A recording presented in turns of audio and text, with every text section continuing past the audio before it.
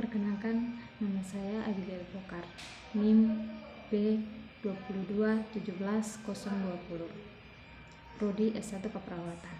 Di sini saya akan membuat video tentang materi falsafah keperawatan.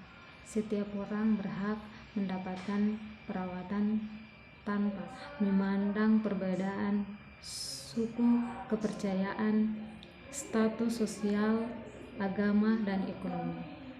Pelayanan keperawatan tersebut merupakan bagian integral dari sistem pelayanan kesehatan pasien adalah mitra yang selalu aktif dalam pelayanan kesehatan, bukan seorang penerima jasa yang pasif.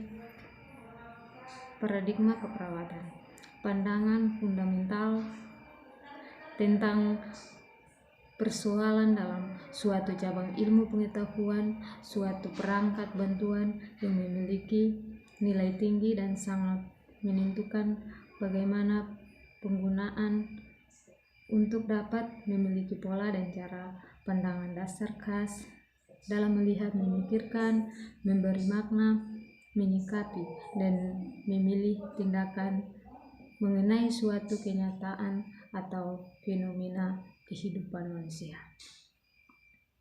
Zaman purba, animisme atau suatu keyakinan dengan hal-hal yang mistis atau gaib. Perkembangan zaman yang paling tua yaitu perkembangan di Mesir seiring dengan waktu munculnya keagamaan yang mengutus Nabi Musa sebagai pengingat manusia dalam kepercayaan kesehatan muncul pada zaman purba karena bisa memberikan penyembuhan atau mujizat bagi orang yang terkena kusta. Konsep dasar keperawatan tentang dunia kesehatan, masyarakat makin menuntut pelayanan kesehatan yang berkualitas tinggi, murah, dan terjangkau. Respon terhadap kesehatan, tuntutan pelayanan kesehatan dihadapkan kendala sumber kesehatan termasuk tenaga kesehatan yang berkualitas, perkembangan iptek yang pesat antara negara paling berkembang dengan negara paling terbelakang sangat senjang. Ada beberapa teori menurut beberapa para ahli, yaitu yang pertama, teori Nightingale, lingkungan sebagai fokus aspek di mana penyembuhan tubuh klien dengan memanipulasi lingkungan untuk mendapatkan ketenangan, nutrisi, kebersihan, cahaya, kenyamanan, sosialitas, dan harapan yang sesuai.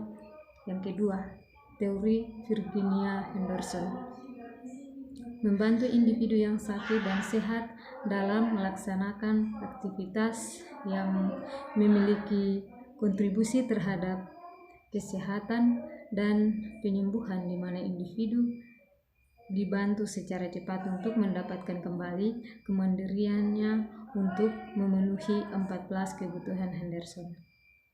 Yang ketiga, teori Orlando, disiplin personal respon teori menekankan hubungan timbal balik antara perawat dan klien yang difokuskan pada ekspresi klien secara verbal dan non-verbal.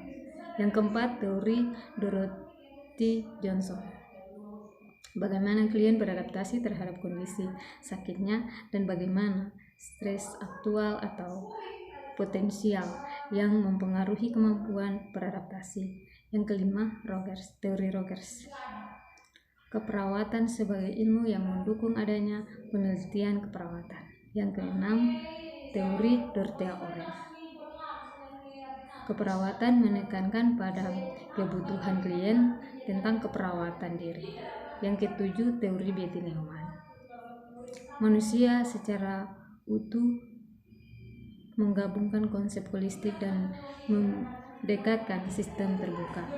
Tujuan, strategi, dan sarana terselenggaranya pembangunan kesehatan secara berhasil guna dan berdaya guna dalam rangka mencapai derajat kesehatan masyarakat yang setinggi-tingginya.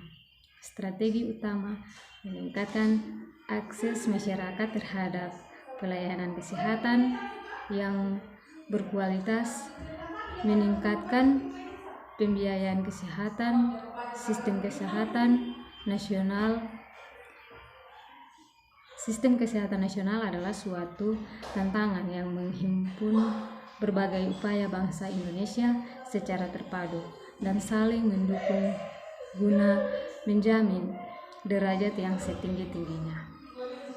Sebagai wujudan kesejahteraan umum seperti dimaksud dalam UUD 1945. Mutu pelayanan keperawatan, dua faktor yang menentukan mutu pelayanan keperawatan kesehatan, yaitu peningkatan dan pengembangan sumber daya manusia atau tenaga kesehatan, penyediaan sarana dan prasarana yang menunjang pelaksanaan tugas.